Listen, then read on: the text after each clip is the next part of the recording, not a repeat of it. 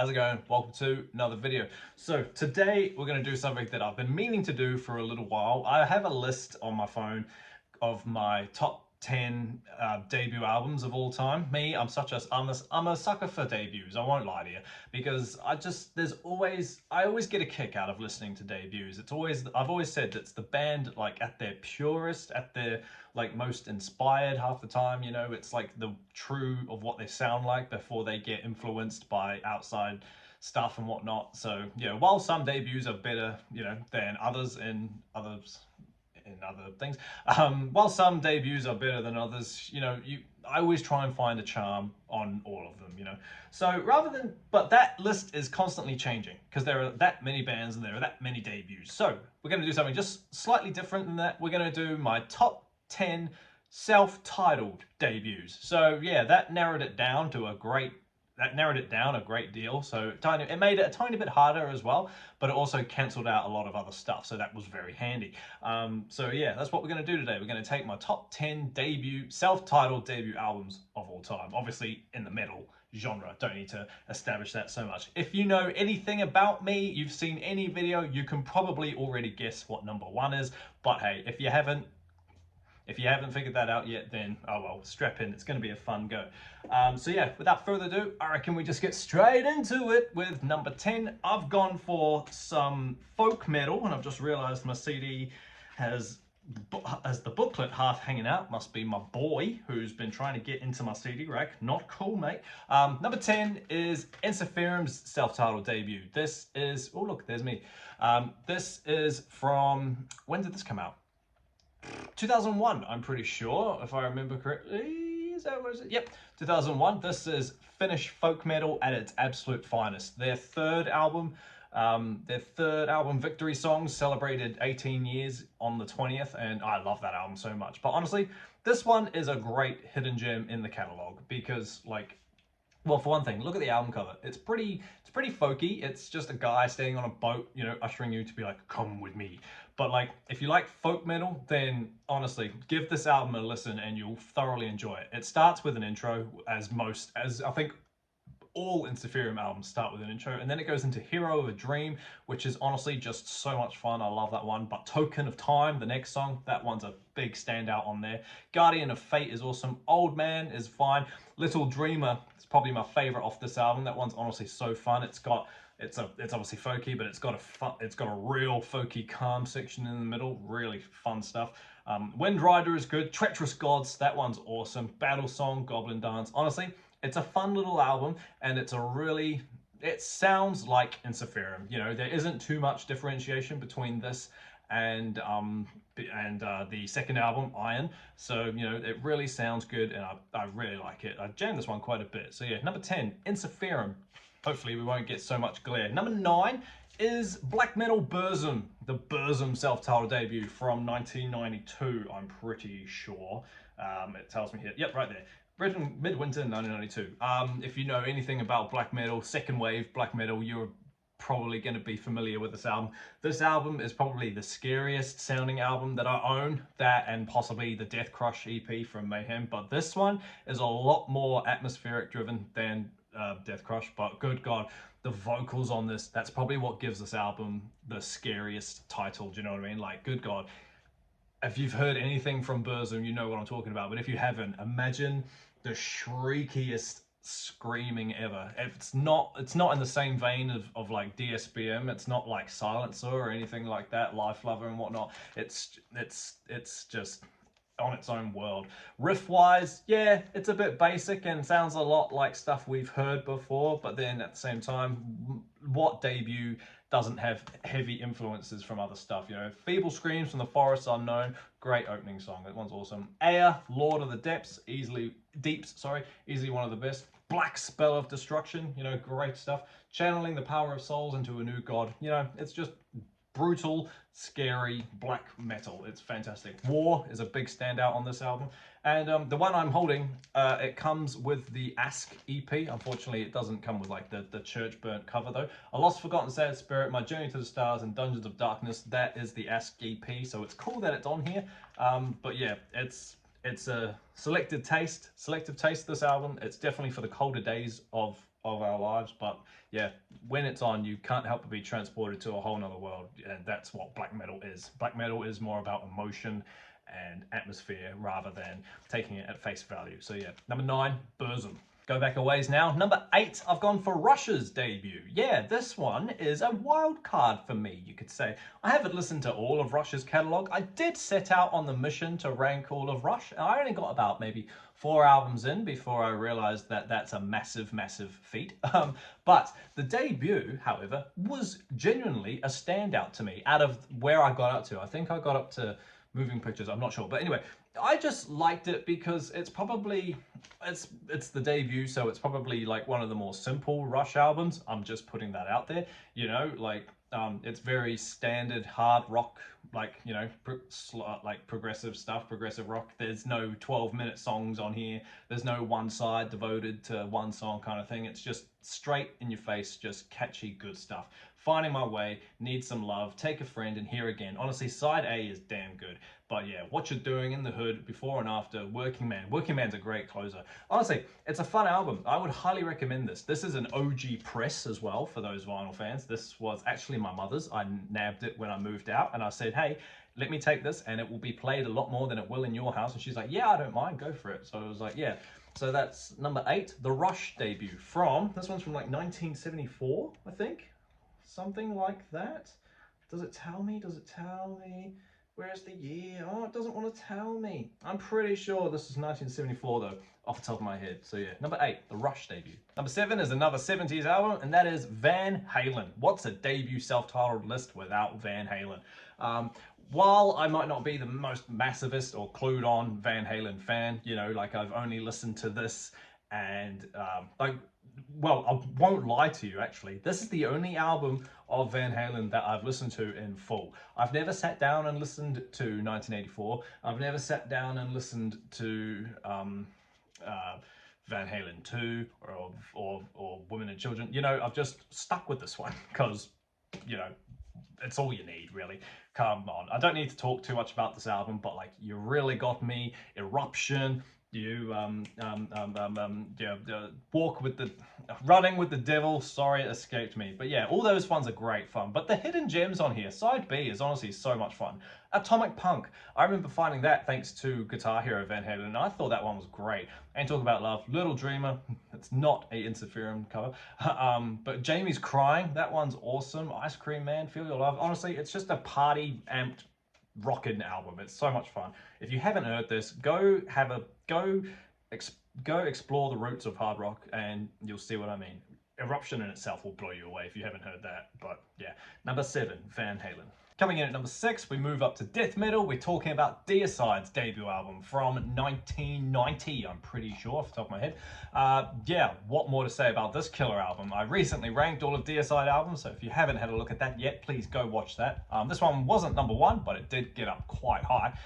Yeah, this one's just an what's there to say? This one's just an onslaught of just brutal, satanic death metal at its goddamn finest. Like, from the minute you hear track 1 all the way down to track 10, it's just honestly a bang smack it album, just 10 by, like, just track by track. Lunatic of God's Creation, just awesome opener. Oblivious to Evil, Sacrificial Suicide, Deicide, the title track. Crucifixation is awesome. Blaspherion, that weird one. Yeah, honestly, that one's just awesome. This whole album, all of Deicide's catalog is pretty damn amazing. It's a quick album. It really flies through. It's only half an hour long.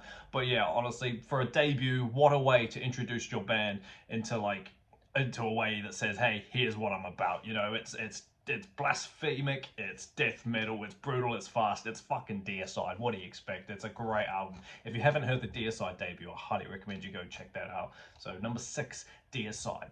Number 5 is an album that I didn't expect to be on this list because I've only started recently listening to it, but I think it's really, really awesome. Number 5 is Motorhead's self-titled debut. Yeah, so I'm not the most clued on with Motorhead. Don't get me wrong, I'm familiar with Overkill and Ace of Spades and all that jazz, but I've never dwelled past that stuff. You know, Bomb is a great album as well, but I've never heard much, like, if any, of the later stuff. So that's probably why I'm quite a fan of the debut, because you have to admit, right, it's not a full-blown Motorhead album for what we are aware of what Motorhead sound like. Like, it's It's very hard. It's very rock and roll. It's very bluesy. It's kind of simple. I heard Razor Fist refer to this as like, don't think of this as a Motorhead album. Think of this as another Hawkwind album, which was obviously the band that Lemmy was a part of before he joined Motorhead or made Motorhead.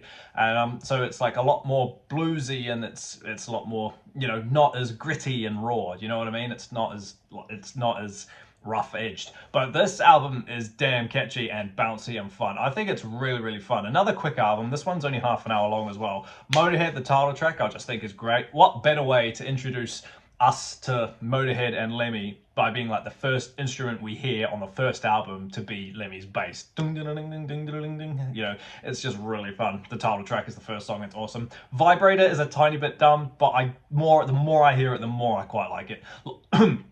Lost Johnny is fun. Iron Horse / Born to Lose, I think might be my favorite. I really like the Iron Horse section of that song. I just think that was awesome. White Line Fever, great song as well. Keep Us on the Road, Train Kept a Rolling. Honestly, it's a great album. Like literally 8 out of 8 tracks. It's just catchy, and it's, like I say, it's bluesy, it's rocky, it's awesome fun. If you're not as clued into Motorhead like myself, you know, this album is pretty damn good. But if you've been listening to Motorhead for 40 years, I can understand why this one might not be your favorite. But yeah, if you haven't ventured into the debut of Motorhead, please do, because it might surprise you. So yeah, number 5 is Motorhead. Number 4 is an album from a genre that I don't normally listen to, so it's quite funny that this one made it up all the way up to number 4. Number 4 is Korn's debut from 1994. I remember I did a ranking of new metal debut albums, and this was obviously number 1. This album was, when I do that was about a year ago. This album is awesome.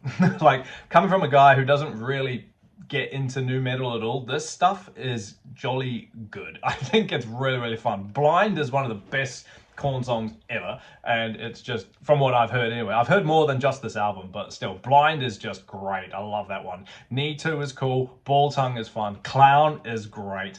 Faggot is awesome. That's probably my favorite of this song. Chutes and Ladders, I think, is awesome with the nursery rhyme vibe and the whole you know, the bagpipes at the start. Random intro, but it works. Fake Lies, Hum It in the Bush is fun. Daddy is good. I won't lie. I really like Daddy. As awful and like confronting as that song is, I think it's really cool. I think it's done really well. It's really confronting and it's awesome stuff. Yeah, iconic band, iconic album cover, if you can look at it. Yeah. If you haven't heard this album, please, if you want to get into, if you're an angry young person, go listen to the Korn. It'll really set the mood. Yeah. If you feel like an outsider and you feel like no one listens to you, this is an album for you. Absolutely. So yeah, number 4, Korn. Number 3, I take you back all the way back to the start, 1970s, Black Sabbath. Obviously, what's a debut self-titled list without Black Sabbath? Friday, February 13, 1970 is when this album was released in the UK, and that is when it all kicked off for everything else, right? Everything that followed, it happened because of this album. It happened because of this band. Ozzy Osbourne, Tony Iommi, Geezer Butler, Bill Ward, like, the only other strong 4-man lineup that I can think of is the Beatles, but just the most influential 4-man lineup you've ever heard. Honestly, it's outrageous. I don't need to talk too much about this album, because if you're a metal fan, you've heard at least something off this album. Black Sabbath, the song off the album Black Sabbath by the band Black Sabbath, starts with thunder and rain and church bells, and before we hear the haunting chord of the G, the trill makes us go eerie. It's pretty much a satanic Bohemian Rhapsody. It sort of follows the same structure, not so much, but yeah. The Wizard, underrated song, no one talks about it. I love the little harmonica in that, it's so catchy. Behind the Wall of Sleep, good song. I love the vocal performance in that. NIB is great. Evil Woman, Don't You Play Your Games With Me, fine, don't get me wrong. Sleeping Village and Warning, they do kind of blend together as like this 11-minute jam, but it's the 1970s now, so what do you expect, right? It goes on and on and on. Everyone's got a little bit of a solo in that. It's great fun. Yeah, honestly, nothing that we like in this world would exist without this band, so make sure you always respect these guys no matter what. So yeah, number 3, Black Sabbath. Number 2, black metal, Bathory. I don't need to say too much about this album, but if you're unaware, Bathory are one of the founding members of the black metal genre. I say one of because there's the forever argument of was Battery the first black metal album, or was it Venom's Welcome to Hell? You know, Venom's Welcome to Hell was sort of like the Black Sabbath of the black metal genre, and this album came along and just made it what black metal is, you know, and this inspired the whole next level of black metal. This album is just ferocious, and I just love this album so much. The amount of respect I've got for this album, not just for how much influence and stuff that it had in the past, but like I just look at this album cover and I genuinely just stare at it, because not because it's scary or whatever, but I just look at it and I think this is just one of those albums that just has so much behind it, and just there's so much involved with it. I just love this album so freaking much. There's not a lot going on in terms of musicianship though. Bathory's debut album is quite simple. It's more like rather than being like the full-blown black metal that we know and love today, it's definitely more of like an aggressive punk album, you could say. You know, it's just a lot of power chordy riffs going all over the place with some snarly vocals. Don't get me wrong, Cawthorn's vocals in the process of becoming black metal legends, but yeah, this one's just fantastic. Hades, Reaper, Necromancy, and Sacrifice is just perfect. I just think those four, one after another, it's just amazing. In Conspiracy with Satan, Armageddon, Raise the Dead, and War. Just another side B of just fantastic stuff. If you haven't heard the original black metal stuff, go listen to it. Start here and then bounce your way around. Bathory Self-Titled is just one of those albums from 1984. It's over 40 years old and still gets talked about. It's one of those albums. I love that. Number 2. Bathory. And like I said at the start, if you know anything about me, you can obviously predict that number 1 is indeed the Iron Maiden debut. You knew it was going to be. Look at the shrine I've got back there. Good God. Yeah, I always end up talking about this album on this channel, but guess what? I never, ever, ever get tired of it. You might, but I don't. April, that's what month we're in. April 14, 1980. This album celebrated 45 years the other week, and let's just say it was a day of absolute nostalgic for me. I jammed this album about 4 times that day. It's not a long album at all, so it doesn't take hard to listen to. But still, this is a desert island album. This is a last album ever type of thing. You know, I could listen to this album over and over again and not get bored with it. It's just amazing. This album made me me. You know what I mean? Like, they made me pick the guitar up, and Maiden with a band where I wanted to do everything they did, I wanted to do, you know, just all sorts of stuff. Track-wise, it's a stacked album in my opinion. Prowler, absolutely fantastic opening song. I think it's one of their best openers. I just love that song so much. Remember Tomorrow, great power ballad type thing. This album doesn't have Sanctuary on it because it's an OG pressing from 1980. Running Free, fantastic, just catchy single type stuff. Phantom of the Opera, that is the song that did it. That is the song that made me the fan that I am today, and still today. I praise that song more than any other song ever written by anybody ever. Transylvania, best instrumental they ever did, and easily still one of their best songs. I love Transylvania so much. When I heard the intro to that song, bum bum bum, as simple as it is, I just think it's great. Strange World, beautiful ballad. A lot more appreciative of that song now that Paul Di'Anno is no longer with us. But yeah, Charlotte the Harlot, back to the sort of punky style of Maiden. It's always good fun. And obviously the title track, Iron Maiden. Probably my weakest song off the album, but it still has its place in the catalogue. Do you know what I mean? Yeah, you probably expected me to say all that, but guess what? When you're on this channel, this album's bound to pop up 9 times out of 10. So yeah, number 1, my favorite debut self-titled album is indeed Iron Maiden. Sweet ass team, thank you so much for hanging out with me while I sit here and get increasingly more passionate about self-titled debut albums. List me down some of your debut albums that you're favorites with, and then we'll have a conversation about how we should all check out each other's albums. Keep an eye out for the next video. Like I said in the other one, I've got a couple of top 10s coming up just to fill in the gaps. It's always good fun. I love top 10s and getting in arguments with you people. It's always so fun. But yeah, keep an eye out for the next video. Hit the subscribe button if you enjoy all things Maiden, all things rankings, all things metal, and I guarantee you'll love something that I put up. But yeah, until that happens, everybody, stay inside, stay safe, jam some debuts, and I'll see you all in the next video. See you later.